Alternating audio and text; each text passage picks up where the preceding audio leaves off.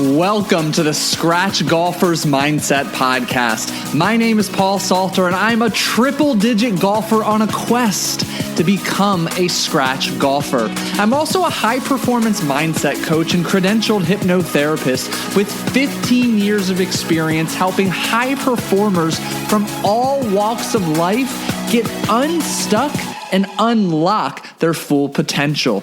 Join me each week as I not only detail my journey, but make mastering the mental game of golf simple, tangible, and relatable so that you can overcome the mental hazards keeping you stuck in the proverbial bunker of poor performance.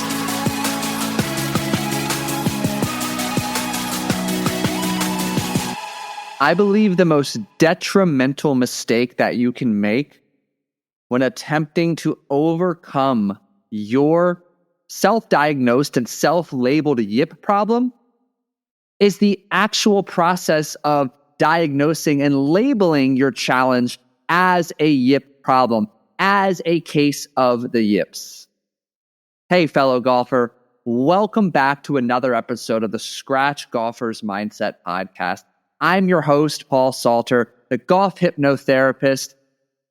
And yet again, how about them Redskins? Whoa, can't get enough of it.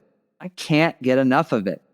There have been so few moments in my 3+ decades on this earth that I've been able to proudly identify as a Redskins fan. So many negative moments that I am going to capitalize on this. But all jokes aside, welcome back. Thrilled you are here today and excited to, as you know, dive into all things associated with the problem that must not be named.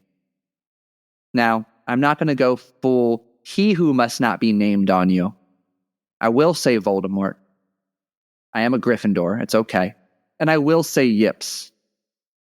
In today's episode, I want to take perhaps a different approach to uncovering the crux, the core of your self-diagnosed yips problem.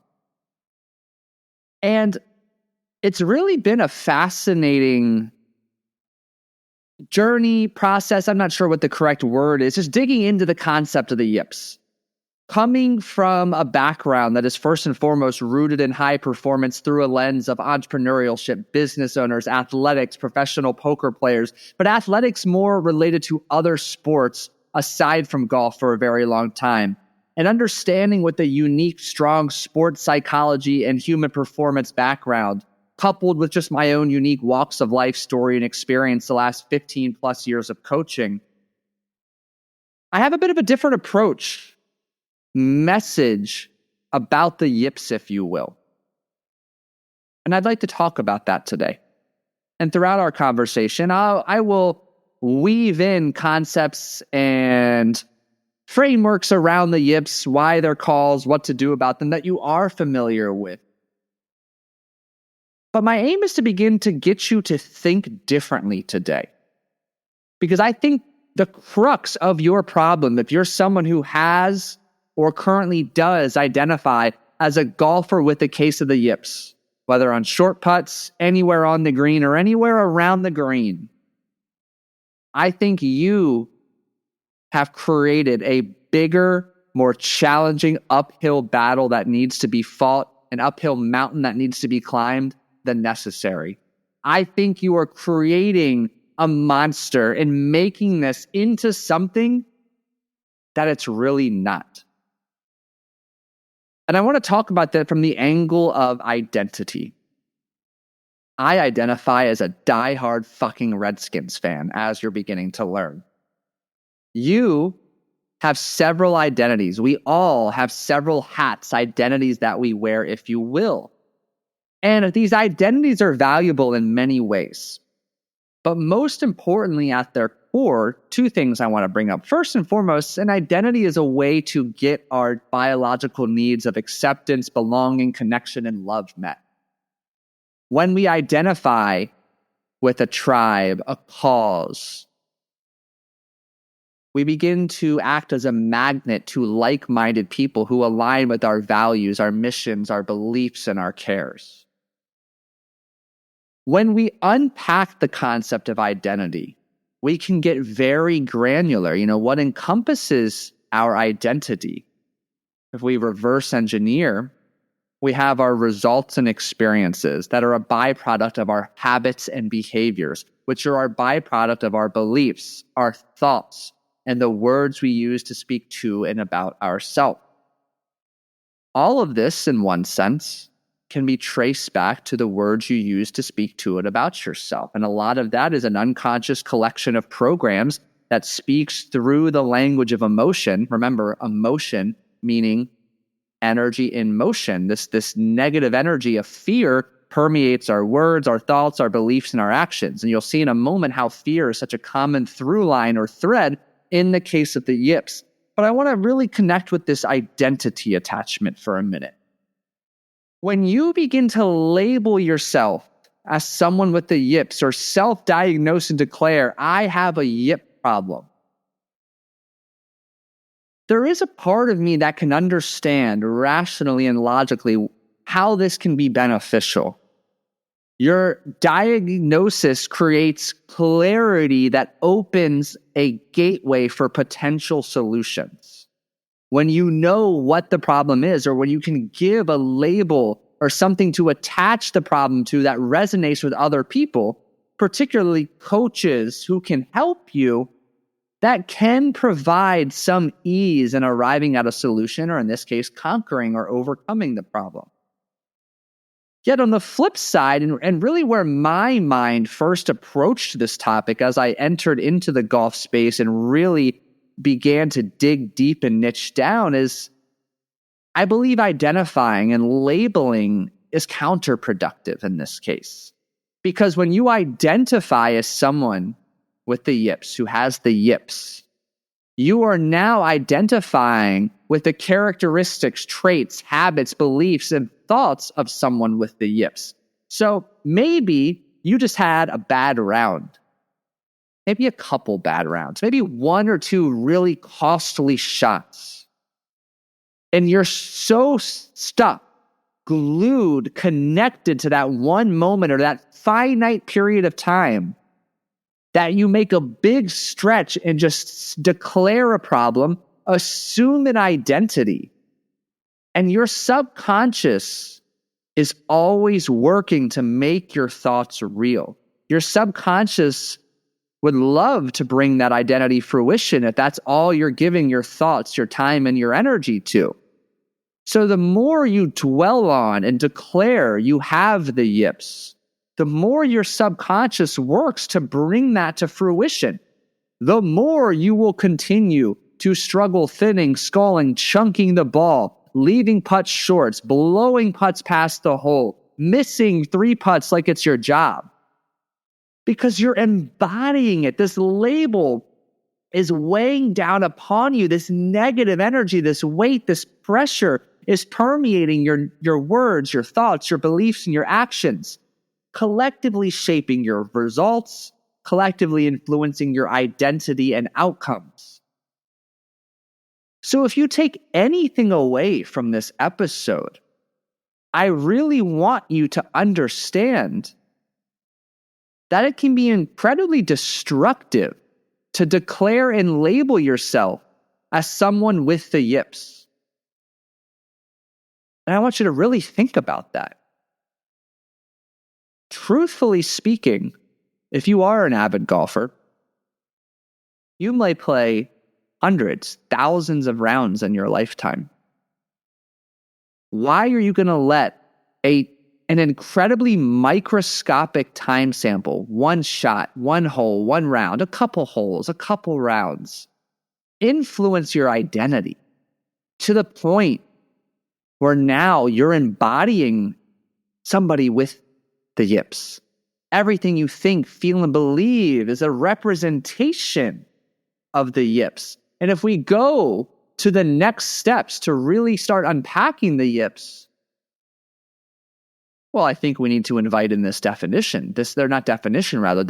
operating belief and framework we're going to use as a foundation for the remainder of this discussion. And that's that the yips are caused by a combination of mental overthinking, fear, emotional distress, which promote anxiety and tension, the two biggest enemies of a fluid, consistent swing. Again, the yips are caused by a combination of mental overthinking, fear, and emotional distress, which promote anxiety and tension, the two enemies, the antitheses, not sure if that's a word, of that fluid, consistent swing. Each of those on their own, overthinking, fear of success, failure, judgment, abandonment, rejection, embarrassment, emotional distress, unmanaged emotions, anger, shame, fear, regret, guilt, sadness. All of these are individual problems that can be identified, pinpointed, uncovered, diffused, tackled, let go of, upgraded on their own. When you label yourself as someone with the yips, it's almost as if you become a magnet for the collection of overthinking, fear, emotional distress, anxiety, and tension. And the problem perpetuates. And then all of a sudden you expect it. You expect to thin the ball, to chunk it. You expect to leave the 3-foot putt short or to blow it past the hole. This expectation leads to self-fulfilling prophecy. Remember, your subconscious wants to make your thoughts real. And if you continue to fine-tune, ingrain that neural pathway of expecting failure, expecting a case of the yips, it's going to fucking happen. And truthfully, I think we could end the podcast here. I have an imagination you're thinking. Your wheels are spinning. But we'll press on. At the core of your yip problem is fear. And this fear is rooted in judgment, fear of rejection, fear of failure, fear of embarrassment. And this fear is incredibly irrational. Yet, in the present moment, it's like a symphony of emotions, a cacophony of emotions is permeating every single cell of your body. It's visceral, it's real, it's indescribably present. It feels like life or death because the painful experience of thinning the ball over the green and then doing it again and then leaving the putt short, yet you are only putting from 6 feet away, and to then miss the next one. Let's be frank. It can feel embarrassing. It can feel gut-wrenching. And then, on top of the collection of feelings you're already experiencing, it's the guilt and the shame knowing how all of your playing partners are feeling witnessing this unfold. So naturally, because of how humiliating that moment was, your subconscious, its goal, its priority to protect you and keep you safe, immediately prioritizes the formation of belief, trepidation, cautiousness around shots near or on the green to prevent this outcome. Your subconscious tries so hard, and it always thinks it's helping you, that it produces tension and timidness and tightness and fear. A very powerful, potent recipe to further mess up and miss hit on and around the green. So again, the core of your yip problem typically is going to stem from one hole, one shot, one moment, one round, or maybe a few moments collected together in a short period of time. And this fear permeates your self-talk, thoughts, beliefs, and your internal locus of control. It physically manifests as tension and tightness. It breeds doubt, distrust, hopelessness, and helplessness. And that, in and of itself, is a potent fucking recipe to continue to struggle. If you're struggling with the yips, there's a fear-based mental block holding you back. And this fear, starting to lean into my second point here, This fear shows up as a lack of commitment to your shot. And here's what I mean by this. And I'm going to speak from my own personal example of where I get into trouble with lack of commitment that ultimately actually is a technique problem, which I don't talk about very often. Let's say you're chipping, you're around the green. You have your flop shot. You have a bump and run. You have just make solid contact and pray it ends up 6 to 12 feet from the hole. And you probably have 5 other additional options. Depending on where you are in your game, you might have uncertainty around the right club. Is it my gap wedge, 52, 56, 60? Is it a bump and run? Is it a flop? Is it a lob and pray? Is it an alley-oop? And I'm just kidding there. And unless maybe that is a shot. But you know what I mean here. So this fear shows up as a lack of commitment. Your mind is racing. Remember that mental overthinking I was mentioning earlier? Which club do I use? Which shot do I use? Which technique do I use? There's so much conflicting information running in your mind. It's cloudy. It's hazy. It's not clear. It weighs on you. You tighten. You tense up. You're timid. And maybe when you're initiating your backswing, you think you're going to do a flop. But by the time you get back there, oh my gosh, is the flop the correct answer? There's so many swing thoughts. But then last second, you adjust like you're going to hit a bump and run. And then you just completely thin the ball, skull it, chunk it, whatever it may be is a bad outcome. You end up jabbing at the ball as a result of decommitment. You second guess yourself. And it becomes an expectation. And on we go. You have been hooked by this negative spiral, this perpetual cycle of fear, doubt, lack of commitment, yippity-doo-dah. It happens all day, every day. You're stuck. You're doomed. There's no way out. Seems pretty bleak, right? With that said, I've mentioned the fear as a result of a humiliating and demoralizing experience. I want to mention a few other potential triggers. And I don't even wish to continue saying triggers for a case of the yips, but triggers for a poor shot. And ultimately triggers for a pattern of poor shots and mishits. Could be performance pressure, high expectations during a round, during a specific hole or shot. If money's on the line, a tournament pressure's on the line, you want to impress a colleague, a coworker, a friend, or you want to kick your friend's ass. The fear of failure or this need to perform creates anxiety and leads to overthinking and physical tension. There's the inherent fear of failure and embarrassment that we're all hardwired with. And it can be incredibly humiliating to look incompetent in front of peers, potential clients, friends, whoever it may be. So you try so hard, it produces a terrible result. Golf is one of the unique games in which you have to try less to better execute. You have to think less to better execute. So again, building off of that, overthinking simple shots. You build a memory bank of all your past failures that begins the predominant theme of your swing thoughts.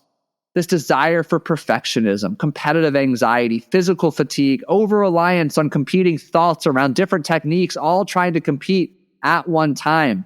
There are so many different triggers for poor shots, poor outcomes, poor performances, patterns of poor play. Fear is at the core. In addition to that, is fucking lack of knowledge and technique. I mean, you've got to pick one specific club and technique. Regardless of your choice, you need to commit and follow through. Then you get to gain feedback through that lens of non-judgmental curiosity I've mentioned before. But you can't be holding your 56, wishing you're thinking, maybe I should take my 52 or my 60, contemplating a flop shot only to hit a bump and run, but sort of kind of jab at the ball. Do you see how ridiculous it sounds? So you've got to do something about it. And again, I don't think I can say this enough. The most detrimental mistake you can make when attempting to overcome your self-labeled diagnosed Voldemort problem is labeling this recent mistake or period of poor performance as a case of the yips, because that leads to you assuming this identity, stepping into someone who's timid, tense, tight, anxious, non-committal, distrusting, and doubtful, uncertain, and probably not a heck of a lot of fun to play with, to be honest. When you declare you have a case of the nips, You exude and embody this negative energy and identity. So stop diagnosing yourself. Stop labeling yourself and humbly, confidently, courageously accept, fuck, you didn't play well. You made a mistake. Maybe you need to ask for help. Maybe it's asking for help on the technical side. Maybe it's asking for help on the emotional management resilience side. Or maybe it's asking for help on the mental block side, getting unstuck or unblocked to free yourself up. Fortunately for you, last week's edition of the More Pars Than Bogeys newsletter is all about how to play free, letting go of the mental and emotional baggage to play to your potential. You can check that out at the newsletter or on the More Pars Than Bogeys site, which is always linked below in the show notes. So I want to share with you some effective steps. Call it a combination of mental strategies, physical techniques to begin letting go, breaking free, breaking through this short-term period of poor performance or underperformance. Letting go of the fear, anxiety, overthinking, and playing freely. And to do so, we need to address the mental, emotional, and physical aspects of the problem. So as I've mentioned, and I'm not going to get tired of doing this, first one, you got to avoid self-diagnosing a case of the yips, period, hands down. You need to detach from this label and just candidly reflect with yourself. Be honest. What's the real culprit of your recent mistakes? Lack of knowledge, poor technique, fear, pressure, anxiety. That's all you need to do. To go a step further, start shifting your focus. Process, not results. Instead of fixating on the outcome, focus on your process, your pre-shot routine, your breathing, staying present, breaking each shot down into manageable steps and focusing on executing them carefully. Because obsessing over results is going to amplify anxiety. Practicing mindfulness and deep breathing. Be in touch with your body. You should feel your heart rate. Allow yourself to be able to feel tension, tightness, or the lack thereof in your body throughout the round. This mindfulness, adding in one of the aforementioned breathing strategies I've only shared dozens of times on the show, helps to calm the nervous system, helps to turn down the volume of fear, doubt, and anxiety, and turn up the volume, clarity, confidence, certainty, and control. Number 4, reframe negative thoughts. Look, you're not a robot. You can't expect to be out there having 50 to 70,000 thoughts per day. And when you are standing over a 3-foot putt or you are attempting to chip over a bunker, it is normal to have moments of the past creep into your frame of mind. Remember, your subconscious is hardwired to scan your environment for potential threats, dangers, and red flags. It has an easy time attaching to experiences that create negative emotions. So rather than trying to fight or repress those thoughts, rather than getting irritated and frustrated that you're having those thoughts, know that they're normal. Acknowledge them and begin to redirect them to something neutral, something positive, something present instead. Number 5, simplify your technique. Go back to the basics. I'll be honest, right now, I only have a bump and run. Well, I take that back. I have 2 chipping strategies, and I'm saying this hesitantly because my verbiage may not be correct. I have a bump and run around the green. I feel confident in. I use my 52. I'm starting to practice it with different clubs with my gap wedge for some longer shots. But right now, I don't have a flop. I don't have a do-si-do, a yippity-doo-dah. I've got 2 approaches. And I use my distance and, of course, my lie, where the pin is, yada, yada, yada, to influence the decision. But more often than not, like, my bump and run is my clutch. It's my go-to. It's because it's the only technique I've really, really practiced. I feel proficient and quite confident in it. But if you're finding yourself in a little rut, go back to the basics. Whether it's putting or chipping, focus on a simplified version of your mechanics. Avoid overanalyzing and just stick to a few fundamentals. Because remember, These ruts in poor performance are often triggered by overthinking and overcomplicating your technique. So simplify things down to the minimal effective dose to get the job done. Number 6, gradual desensitization through practice. Look, if you struggle with 3-foot putts, go double check your technique, break it down to its microscopic parts, its minimal effective dose, simplistic technique, and fucking practice 3-foot putts. That's it. I heard something actually, don't quote me on the source, but I believe it was Phil Mickelson on an episode of Breaking 50. Again, don't quote me on that, right? But it does sound right. He was saying he used to have to make, I'm going to botch this a little bit, but he was saying something similar to every day he would make 100 short putts. I don't know if it was 3 feet or 6 feet.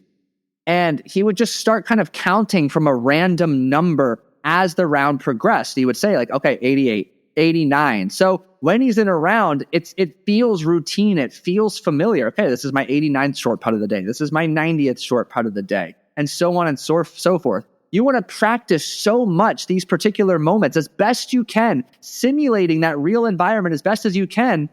Just feels fucking normal, natural, and expected when you are out on the course. Number 7, building off of that, use visualization, use mental imagery. Now, here's what you need to do here. You need to see yourself executing that shot, every microscopic step that is involved. You need to feel it, feel the club in your hands, the backswing, the putt, the follow through, the contact, and engage as many senses as you can. Hear the contact, feel the club, see it, smell the grass, everything you can, engage the senses. And this might be your secret sauce. Visually work through stepping up to the shot, a putt, a chip, feeling, hearing, sensing a bit of discomfort and doubt creep in, and really go through the experience of backing away and starting over, preventing an anyway shot, or allowing yourself to see, feel, and experience what it's like to quiet your mind, to use some of the aforementioned strategies to get that patient, calm, present state of mind to execute with confidence, trust, and ease. Number 8, let's be candid. Ask for help. Asking for help accelerates results. If you have struggled with a period of poor performance, if you are finding yourself stuck in the proverbial bunker, continuing to play well below your potential, consider working with a mindset coach and hypnotherapist who can develop the right mental and emotional strategies, help you cultivate strong emotional resiliency to address the underlying fear, pressure, and anxiety, and get you out of your own way, playing freely and playing to your potential. Obviously, I'm biased as a hypnotherapist, but the best, most effective method to do so, to confront some of these fears, pressures, and collection of outdated beliefs and behaviors no longer serving you, is hypnosis. Hypnosis is a fast and effective change modality that gets to the core of the underlying problem, allowing you to nip it in the bud rather than place a short-term Band-Aid on it. And the best part, all the benefits derived show up for you on and away from the course. So there you have it. My playbook to overcoming a case of the problem that must not be named. In all seriousness, do yourself a favor. Stop labeling, diagnosing, and identifying as a golfer with the yips. Have the courage to admit you had a bad day, round, you're stuck in a rut. Something needs to change. As I shared very candidly in the last episode, you can't change unless you change. If you're expecting a different outcome and you're doing the same thing over and over, well, my friend, you're fucking insane, as Albert Einstein would say. I sincerely thank you for listening to today's episode. I have an imagination you found it quite valuable, and if that is the case, and I am not insane or delusional myself, please share this with a friend. Share it with a fellow golfer. If you want more information, check out the dedicated newsletter I wrote on this topic. I'll link it in the show notes below. But share this. It means so much to me. It helps support the show. And you and I both know there are so many golfers out there who need to hear this message and get out of their own way. And with that said, if you haven't taken 30 seconds to leave a genuine rating and review, please take 30 seconds to do it. The show greatly appreciates it. I greatly appreciate it. All of your fellow golfers greatly appreciate it. Leave a genuine rating or review. Apple Podcasts, Spotify, wherever you are listening to the show. It goes a long way. Have a fantastic day, a phenomenal weekend of play and practice, and I'll catch you in the next episode.